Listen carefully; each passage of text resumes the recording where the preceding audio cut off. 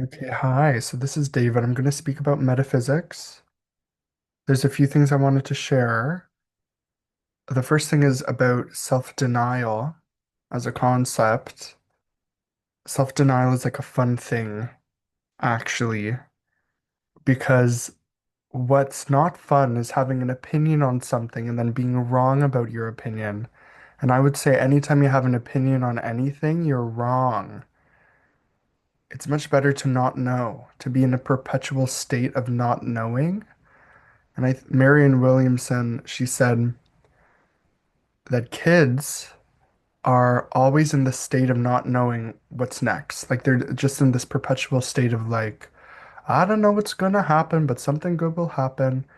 And that state, it's like a natural state. We train ourselves out of that state when we grow up and we think that we have to develop these identities and reputations to defend so much it's exhausting. This is why people have midlife crises because the society and culture is not it's it's not advocating for real sustainable healthy self-development. It's advocating for exhausting yourself, usually intellectually, to try to craft a reputation and an identity that will not matter and does not matter because like I don't know because that's my opinion. There's this one meme and it's like, that's my opinion. And they were getting so defensive. And the thing is with when you generate an opinion on anything, you usually identify with the opinion. And when you identify with that opinion that you've generated, you then want to defend it till death.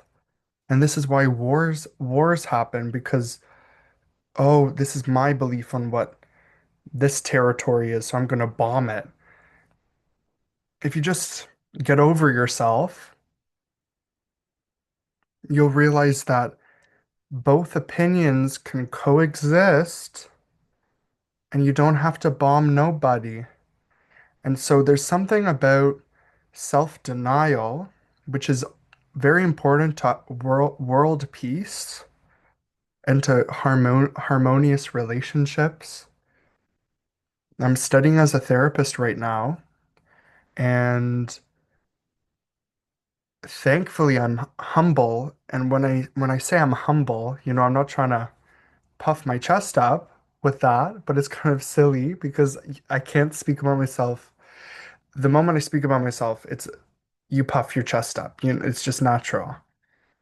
But nonetheless, I'm humble, and the way I know I'm humble is because when I'm with people, I literally do not care if I'm right.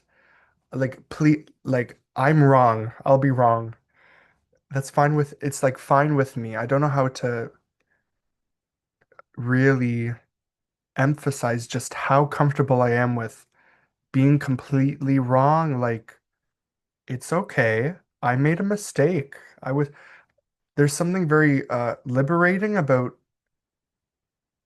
not needing to be right. I don't need to be right about nothing. So long as I'm being good, that's all that matters. And I think when you look at kids, for example, we all have to come back to that state of being a kid. Like in the Bible, and I'm chatting about metaphysics. Well, in the Bible, it talks about how you have to be like a kid in order to enter into the kingdom of heaven.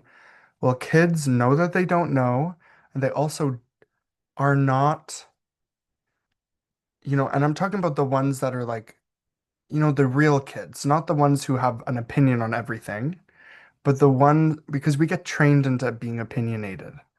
But I'm talking about the ones who like, they're just there to have fun and they're there to share and they're there to play the game and approach the task harmoniously. Like we call kids with a lot of opinions, we say that they have, something's wrong with them. They're not contributing to the harmony of the whole. There's something wrong with them. there is something about having opinions and wanting to be right, which we all kind of agree is not conducive to harmony and human functioning.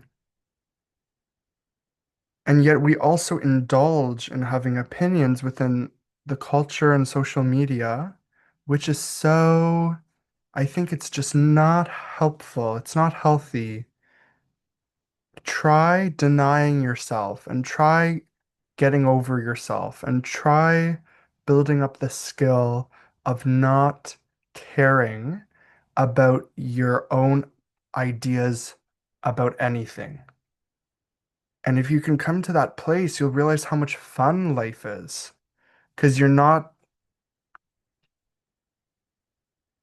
uh, making yourself all tight and narrowing what life can be. You're letting life be. And the only way we can let life be is if we abnegate ourselves and if we put our personality to the side and say, that part of me that really demands to be satisfied right now, I'm just going to totally postpone it.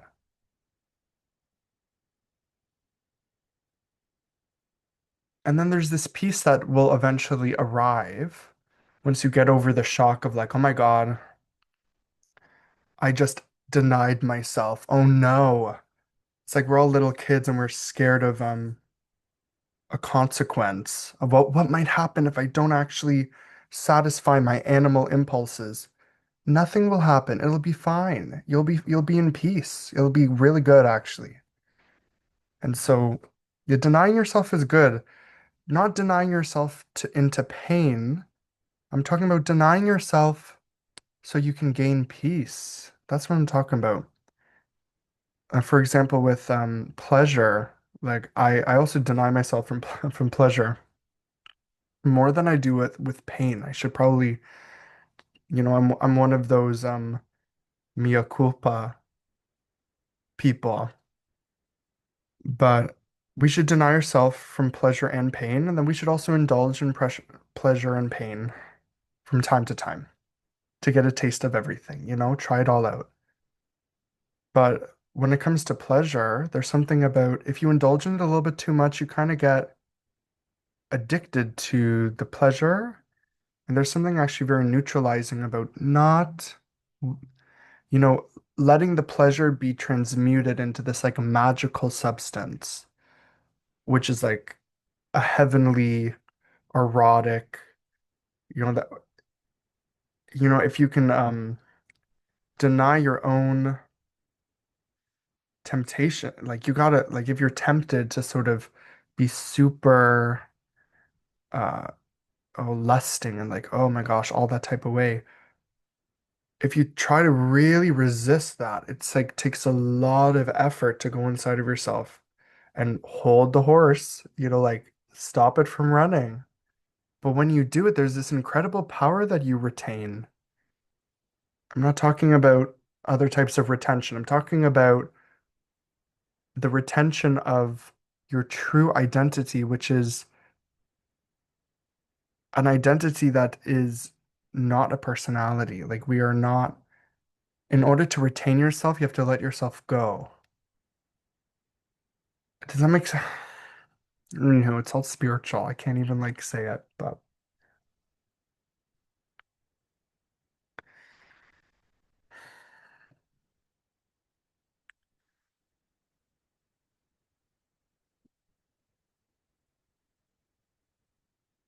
yeah, I'm just convinced that, especially if you're in a healing encounter with someone, if you totally put your ego to the side and you just get over yourself, healing happens. When you deny yourself, you make room for this power, this intelligence, whether it be God, the universe, a goddess, I don't know, but some type of powerful healing substance just comes in and it meets the person. So I've had a lot of discussions where I'm like in the back in the corner of the room and I'm just letting it unfold and I'm saying the things that come to mind straight away. And all of a sudden I say the right things at the right moments. I notice the right qualities, the right things that need to be, noticed, caught. And in so doing, there's this like I facilitate this healing experience for the person, but it's really not anything I could even facilitate.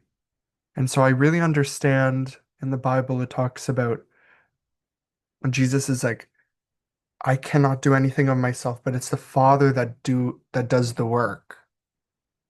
If you deny yourself, if you take no thought for yourself, and that includes like having a legacy, having a history, having a personhood, if you just completely deny it and you just let it go out in the wash, like let it get all cleaned up. There's this like incredible la la la la la la la la la, like this incredible feeling of just fun and because you're not like establishing yourself as this or that. You're not identifying with anything. You're not grasping I'm this way or that way or I can only think about life in this way or that. You're letting it all get cleaned out in the wash. And then in so doing, you become this beautiful, it's not even a blankness, it's like a vibrancy. It's this like you become who you're meant to be, who you truly are, which is not anything that can be limited or reduced or classifiable. And when you're in this state of your true spirithood, you say the right things, you're quickened, your life happens easily and smoothly. You make money, you live life fine. Your life just happens to work out. And then the moment you start thinking, oh my gosh, I'm an identity and I need to say the right things and I need to show up to the job interview in the right way so I can get the job and da-da, then you never get the job. But if you can find a way to just deny everything within yourself, every thought, see, it seems impossible, but it's quite easy. And this is the dilemma that we deal with. The reason why it's easy is because it's playful, it's fun to just completely be like, I just built a sandcastle and now I'm going to destroy it and build up another sandcastle. Then I'm going to destroy it again. That's what the identity is that we make on a material level. But on a spiritual level, we can claim our true identity, which is not something that can be washed away by the tide, but it's a it's an identity that's like so like nobody can mess with me. Like it's the identity that any kid has.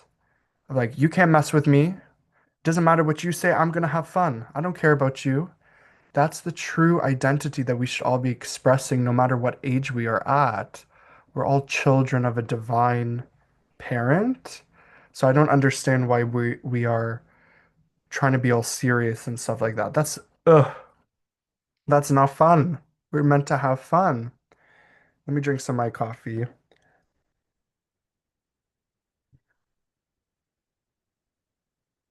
Yeah, like the ego is trying to preserve itself. But I don't, it's not fun. It's not fun to have an opinion then be disagreed with. It's not fun to be wrong. It's actually not fun to be right either. You might think it's satisfying, but it's actually not even satisfying. What's fun is to have fun. And the only way you can have fun is if you're kind, gentle, patient, caring, tolerant, tender, generous. Then life becomes fun. I could say so much more, but there's this one, I have this one quote, and it says, I am but the humble servant of the restful mind. I am but the humble servant of the restful mind. And the restful mind, it has a capital M. The restful mind, it's this mind of complete stability. It's this place that you can kind of relax into. It's a state of experience that you can relax into that just feels great and delicious and wonderful. And it's this restful mind where like All is well, like all is well, dude. Like everything's chill. And I'm but the humble servant of the restful mind. So what am I serving? I'm serving restfulness. I'm serving ease. I'm serving calm. And when you truly embody that, you're in a state of like immersion with the fatherhood, the motherhood, the godhood.